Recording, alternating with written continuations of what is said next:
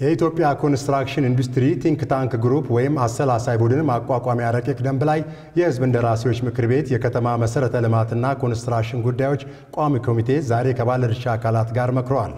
በዚህ ረቂቅ ደንብ ላይ ቢሻሻሉ ከተባሉ በርካታ ጉዳዮች መካከል የሚቋቋመው አሰላሳይ ቡድን በጀት የሚመደብለት ከመንግስት መሆኑ ገለልተኛ ሆኖ እንዳይሰራ ያደርገዋል የሚለው ሐሳብ ተደጋግሞ ተደምጧል። የአሰላሳይ ቡድኑ ስያሜም ቅድመና ድህረ ግንባታ ላይ ያሉ ባለሙያዎች አላካተተም በሚል በባለሙያዎች ሲተች ሰምተናል። ዝርዝር ዘገባው የሰላማዊ ሽፈራው ነው። የኢትዮጵያ ኮንስትራክሽን ኢንዱስትሪ ቲንክ ታንክ ግሩፕ ወይንም አሰላሳይ ቡድን ማቋቋሚያ ረቂቅ ደንብ በ4 ክፍሎችና በ38 አንቀጾች የተዋቀረ ነው። በረቂቅ ደንቡ መሰረት አሰላሳይ ቡድኑ ራሱን የቻለ ህጋዊ ሰውነት ያለው ሆኖ መንግስትን የኮንስትራክሽን ኢንዱስትሪውንና የሀገሪቱን ዘላቂ ልማት የተለያዩ ሐሳቦችን በማመንጨት እንዲሁም ጥናት በማድረግና በተለያዩ ተያያዥ ተግባራት የሚያግዝ የባለሙያዎች ቡድን ነው። ይህንን ቡድን ለማቋቋም በተሰናዳው ረቂቅ ደንብ ላይ ውይይት ያደረጉት የዘርፉ ባለሙያዎችም የሚቋቋመው አሰላሳይ ቡድን መንግስት በጀት የሚመድብለት መሆኑ ገለልተኛ እንዳይሆን ያደርገዋል ሲሉ ቅሬታቸውን አንስተዋል። ከመንግስት በጀት እንደሚቀበል እንዲሁም ከሌሎችም ከሚሰራቸው ስራዎችና ከዶነርስም እንደሚቀበል ተቀምጧልና በተለይ ከመንግስት የሚቀበል ከሆነ አንዳንድ ጊዜ በጣም ሊሚትድ ያደርገዋል። ይሄ ቲንክ ታንክ በጣም ፍሪ ሆኖ ማሰብ ያለበት ነገር ነውና ፍሪ ሆኖ የሚያስብ ግሩፕ ከሆነ ደግሞ በበጀት ከመንግስት የሚተዳደር ከሆነ ሊሚትድ ሆነ ማለት ነው። ስለዚህ ይሄ ሚኒስቴር መስሪያ ቤት ምንድነው የሚሆነው? አደይንዶ ዘዴ ፍራቻችን ይሄ ሚኒስቴር መስሪያ ቤት ሊሰራ ያቀደው ነገር አለ። ስለዚህ ይሄንን የሚጠቀመው እንደሌላ ቱል ነው ማለት ነው። ሊሰራ ያቀደው ነገር ላይ መልሰ ይሄንን አጥናልኝና ይሄን ለስራ የሚል ነገር ይመጣል ማለት ነው። በሶስት ምክንያት ገቢ ይገኛል ተብሏል። አንደኛው በበጀት፣ ሁለተኛው በግራንት፣ ሶስተኛው ደግሞ በኢንካም ጄኔሬሽን። ይሄ የፌር ጌም እና የፌር ቢዝነስ ላይ ትልቅ ጥላ ሊያመጣ ይችላል።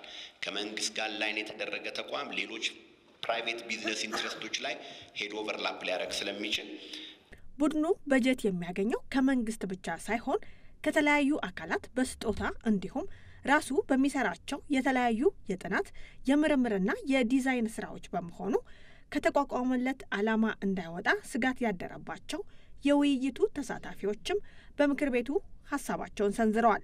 ለምሳሌ እዚህ ቲንክ ታንክ ግሩፕ ውስጥ ወይም አሰላሳይ ግሩፕ ውስጥ የሚገቡ ሰዎች፣ ተቋማት የመሳሰሉት አብዛኞቹ ኢንዱስትሪ ውስጥ ስራ ይሰራሉ። ኢንዱስትሪው በውድድር በፉክክር በሜሪት የሚያቀጥል ስለሆነ ኮንፍሊክት ኦፍ ኢንትረስት እንዳይኖር ኢን ዘ ቢዝነስ ኦፍ አርኪቴክቸር እና ኢንጂነሪንግ ኤንድ ኮንስትራክሽን ኮንፍሊክት ኦፍ ኢንትረስት እንዳይኖር ጥሩ የሆኑ ማገጃ ነገሮች መዘጋጀት ይኖርባቸዋል ብዬ አስባለሁ። የተቋቋመበትን ዓላማ በማይጥስ መልኩ እንዴት ኢንካም ጀነሬት ሊያደርግ እንደሚችል በአግባቡ በህግ ተሰንዶ ታቅፎ ቢቀመጥ የተሻለ ይሆናል ብዬ አስባለሁ። ከዛ በኋላ ላይ እንግዲህ ከኢንተርናሽናል ዶነሮች በዋነኛነት የሚያገኝ ከሆነ እሱን መደላድል መንግስት ሊያመቻች ይችላል። ከመንግስት ይውጣ ከተባለ በራሱ ይቁም ከተባለ ደግሞ እንግዲህ ሪሰርቾችን እየሰራ ከዋናው ማዕቀፍ እየወጣ ይሄዳል። ስለዚህ ይህንን ችግር ቀደም ብሎ መመልከት ጥሩ ነው።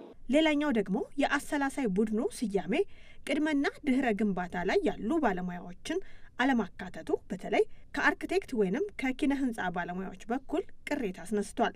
ስያሜው ላይ ብዙ ጊዜ እቺ ኮንስትራክሽን ኢንዱስትሪ የምትል ጀነራላይዝድ ተርም በእኛ በኩል በተለይ በዲዛይን በመንሰራ ሰዎች በኩል ብዙ ጥያቄ ታጭራለች። ኮንስትራክሽን ኢንዱስትሪ ባይ ዴፊኒሽን ፕሪ ኮንስትራክሽን ያለ ስቴጅ አይጨምርም። ኮንስትራክሽን ኢንዱስትሪ አክቹዋል ኢምፕሊሜንቴሽን ነው ሲሄድ። ስለዚህ ፕሪ ኮንስትራክሽን ላይ ያለውን እንዴት ነው የሚያየው? ኮንስትራክሽኑ ላይ ብቻ ከሚያተኩር ኤንድ ዲዛይን ተብሎ ቢጨመርበት የተሻለ ነው ብዬ አስባለሁ። ምክንያቱም የሁሉም ነገር መነሻ ሐሳቡ ጽንስ ስላለው ማለት ነው፣ ለሪሰርችም እድል ስለሚሰጥ። የኢትዮጵያ ኮንስትራክሽን ኢንዱስትሪ አሰላሳይ ቡድን ተጠሪነቱ ለከተማና መሰረተ ልማት ሚኒስቴር በመሆኑ የተቋሙ ከፍተኛ የስራ ኃላፊዎች በምክር ቤቱ ተገኝተው ከባለድርሻ አካላቱ የተነሱ ጥያቄዎችን እንደ ግብአት እንደሚወስዱና ቀጣይ የውይይት መድረክም እንደሚኖር በዚሁ ጊዜ አስታውቀዋል።